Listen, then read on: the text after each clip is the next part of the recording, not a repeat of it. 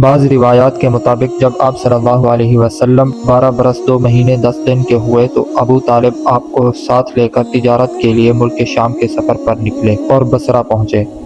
اس وقت یہ جزیرۃ العرب کے رومی مقبوضات کا دارالحکومت تھا۔ اس شہر میں جرجیس نامی ایک راہب رہتا تھا جو بحیرہ کے لقب سے معروف تھا۔ جب قافلے نے وہاں پڑاؤ ڈالا تو یہ راہب اپنے گرجا سے نکل کر قافلے کے اندر آیا اور اس کی میزبانی کی، حالانکہ اس سے پہلے وہ کبھی نہیں نکلتا تھا۔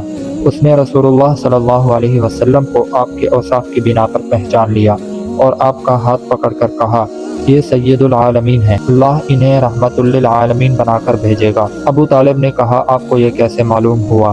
اس نے کہا، تم لوگ جب گھاٹی کے اس جانب نمودار ہوئے تو کوئی بھی درخت یا پتھر ایسا نہیں تھا جو سجدہ کے لیے جھک نہ گیا ہو، اور یہ چیزیں نبی کے علاوہ کسی اور انسان کو سجدہ نہیں کرتی۔ پھر میں انہیں مہر نبوت سے پہچانتا ہوں جو کندھے کے نیچے نرم ہڈی کے پاس سیب کی طرح ہے، اور ہم انہیں اپنی کتابوں میں بھی پاتے ہیں۔ اس کے بعد بحیرہ راہب نے ابو طالب سے کہا کہ انہیں واپس کر دو، ملک شام نہ لے جاؤ، کیونکہ یہود سے خطرہ ہے۔ اس پر ابو طالب نے بعض غلاموں کی معیت میں آپ کو مکہ واپس بھیج دیا۔